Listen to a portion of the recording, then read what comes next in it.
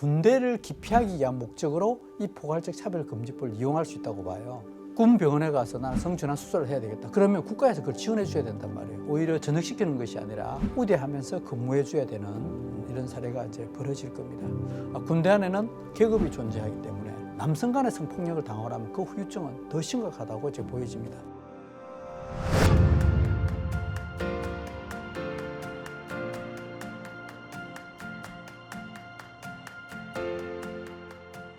지난 1월 달에 포천에 근무하는 남군 변호사가 내가 트랜스젠더 수술을 했는데 계속 근무하겠다.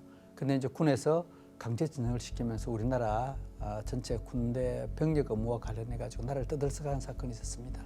국군의 규정이나 국방부의 규정으로서는 그 신체 손상 되었기 때문에 그 정령되는 건 당연하고요. 그런데 이제 이번에 포괄적 차별금지법이 통과되고 나면 이건 당연히 전역시킬 수가 없습니다. 왜 다른 사람은 근무할 수 있는 나는 차별 못하게 했느냐 해가지고 차별받았다고 국가인권에 진정을 하면 국가인권에서 당연히 그거에 대해 차별받았다 그래가지고 이행강제금부터 오겠죠. 그래서 자기가 근무하고 싶은 곳에 근무를 배치를 시켜줘야 되는 겁니다. 그리고 진급도 나중에 해줘야 되고요. 오히려 전역시키는 것이 아니라 우대하면서 근무해줘야 되는 이런 사례가 이제 벌어질 겁니다. 저희 이제 바른군인권연구소 측면에 봤을 때는 군대에 가장 크게 영향을 미칠 거라고도 또 보여지거든요. 왜 그런가 하면 먼저 포괄적 차별금지법의 정의를 조금 하고 싶어요. 차별금지라는 그 항목 때문에 많은 사람들이 현혹되고 있는데요. 개별적 차별금지법이 아니라 포괄적 차별금지법을 한마디로 좀 더 다르게 표현한다 그러면 성소수자 우대법, 기독교를 제외한 타종교 우대법이라고 이렇게 말하고 싶어요. 제일 먼저 나타날 수 있는 게 군대를 기피하기 위한 목적으로 이 포괄적 차별금지법을 이용할 수 있다고 봐요. 한 가지는 여호와의 증인하면 다른 대체복무를 할 수 있고, 또 한 가지는 성정체성에 혼란을 겪으면 군대를 가지 않을 수가 있습니다. 이 두 가지 문제가 직접적으로 이번에 포괄적 차별금지법과 이렇게 관련이 있습니다. 그러면 지금 같은 경우는 뭐 예를 들어 성전환 수술을 했다든지 좀 이렇게 깊이 들어가야 군대를 안 갈 수 있게 명확하게 되어지는데, 이제는 개인적 감정에 의해서도 내가 여자라고 그러면 그 인정이 되는 그런 실정이 되잖아요. 그래서 군대에 안 갈 수 있는 그런 필미가 될 수가 있겠죠. 그래서 어쩌면 이 포괄적 차별금지법이 군대를 기피하기 위한 목적으로 충분히 활용될 수 있다. 저는 이렇게 이제 먼저 보여주고 있습니다. 지금은 오히려 성소수자라고 하면 우대받을 수 있게 근무할 수 있는 조건이 이 포괄적 차별금지법으로 형성된다 보여집니다. 예를 들어서 지금 포괄적 차별금지법 15조의 교육훈련 분야, 16조의 배치 분야, 17조의 진급 분야 이렇게 되어 있거든요. 이 부분에서 어떤 성별 등이나 어떤 특정한 영향, 어떤 요소에 의해서 차별받으면 안 된다라고 이렇게 규정되어 있단 말이에요. 그럼 예를 들어서 내가 성소수자라고 주장했기 때문에 혹시 국가에서 또 안 그러면 부대에서 날 차별해서 진급을 누락시키지 않았느냐, 이렇게 이제 국가인권에 제소할 수 있단 말이에요. 이제 그럼 국가인권위원회에서 당신이 그걸 차별하지 않았느냐, 그렇게 하면 증명할 수 있는 방법이 없어요. 그럼 오히려 귀찮아서라도 성소수자라고 해서 오히려 진급을 시킬 수 있는, 그렇게 악용할 수 있기 때문에 성소수자가 유리할 수 있게 지금 포괄적 차별금지 악용될 수 있다. 지금 포괄적 차별금지법의 실제적인 집행기관이 국가인권위원회란 말이에요. 국가인권위에 나온 정책을 보면 이런 내용이 있어요. 성전환자에게 국가에서 그 전환 비용을 지원해주자, 이렇게 계획이 돼 있단 말이에요. 군 병원에 가서 나는 성전환 수술을 해야 되겠다. 그러면 국가에서 그걸 지원해 줘야 된단 말이에요. 그럼 국가인권위원회에서 이걸 지원해야 될 테고, 그래서 국가인권위원회가 포괄적 차별금지법에 붙어버리면 아마 다수의 성소수자들이, 특히 성전환자들이 군대에 와서 성전환할 수 있도록 이 법을 악용할 수 있을 것이다. 네, 그런 것도 보여집니다.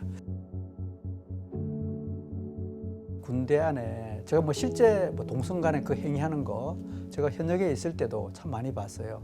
그러면서 매년 그 동성의 행위로 그 에이즈로 그 HIV 감염이라 그러죠. 감염되는 인원이 연 30명에서 또 많게는 50명까지 나와요. 성소수자들 그 사람들이 주장하는 게 뭔가 하면 서로 합의하에 한 성관계에 대해서는 처벌하면 되지 않는다, 이렇게 이야기해요. 물론 맞습니다. 그거 어떻게 처벌할 수가 없어요. 그런데 군대는 질서가 유지되는 거예요. 계급이 있고 새로운 신병들이 부대에 딱 전입을 가면 굉장히 어색하고 낯설단 말이에요. 그런데 상병이나 고참이 조금 더 잘해주면 금방 거기에 대해서 호감을 느낀단 말이에요.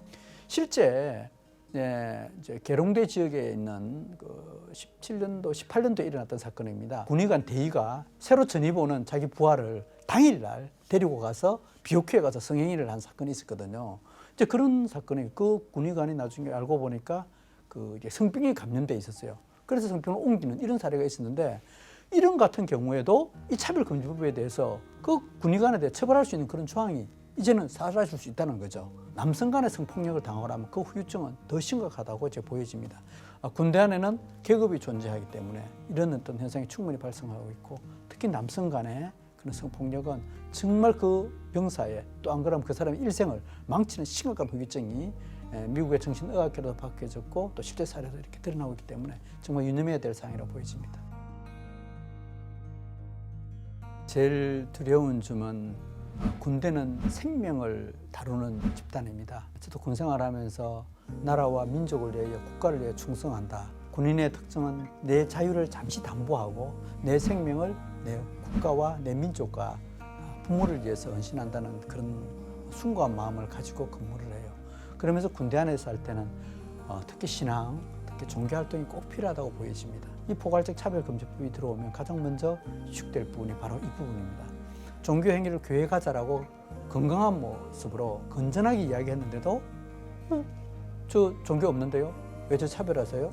가기 싫은데 계속 이야기하면 저 차별 행위로 이렇게 고발할 겁니다. 이렇게 버리면 더 이상 위축될 수가 없는 거죠. 특히 지금 오늘날 제가 군 목사님들 통해서 들어보니까 사단급 교회 같은 경우에는 한 10분의 1로 줄어들었다고 그러더라고요. 그러니까 너무너무 안타까운 거죠. 그래서 포괄적 차별금지법의 가장 큰 영향력은 먼저 종교 및 선교 활동이 위축될 것이다. 교회법하고 세상법하고 붙으면 교회법은 당연히 질 수밖에 없습니다. 그래서 세상법이 이길 수밖에 없어요. 이번에 코로나 사태 같은 경우에도 예배를 드리지 마라 그러면 예배를 드릴 수가 없는 거예요. 이건 세상법이 이기는 거거든요. 그런데 이제 그보다도 또 교회는 더 본질적인 법이 있습니다. 그게 뭐냐면 하나님의 법이라는 거거든요. 하나님의 법은 성경을 기초로 하고 있어요. 그러면 하나님의 법과 세상법이 충돌해서는 어떻게 되어지느냐? 그건 당연히 이제 하나님의 법이 우선인 거죠. 세상의 법은 세상의 권력이나 무기를 통해서 억압은 할 수 있어도 하나님의 법을 대적할 수는 없는 거예요. 지금 포괄적 차별금지법하고 더 우려스러운 것은 하나님의 법이 충돌하고 있는 거예요. 즉 성경과 세상법이 충돌하고 있는 이런 부분이거든요. 그러면 우리가 세상법을 따라갈 수는 없어요. 하나님의 법을 따라갈 수밖에 없는데 그럼 이때 어떻게 해야 될 것이냐? 예수님께서도 그 베드로가 세상법에 따르고자 할 때 칼을 들고 말구의 길을 자르듯이 길을 잘랐잖아요. 그런데 예수님께서 말씀하십니다. 다시 길을 붙여주면서 칼을 든 자 칼을 망한다고. 그렇다고 우리가 폭력이나 무기를 들고 싸울 수는 없어요. 그냥 핍박을 오면 핍박을 받을 수밖에 없고 저희들이 핍박을 받지 않게 해서 지금 우리의 자유를 지키고 우리의 말씀을 지키기 위해서 싸우듯이 우리가 그게 들어오면 막을 수밖에 없습니다. 그래서 주님께서도 이제 그렇게 말을 했죠. 을을 위하여 핍박을 받는 자는 복이 있다고. 천국이 저희 것임이라고. 이번에 포괄적 차별금지법이 통과되면 저희는 핍박을 받을 수밖에 없습니다. 그러나 우리가 세상법에 대해서 비록 핍박은 받지만 하나님의 법이 훨씬 더 절대 우위에 있고 그 법을 우리가 따라야 한다는 것을 분명히 명심했으면 참 좋겠습니다.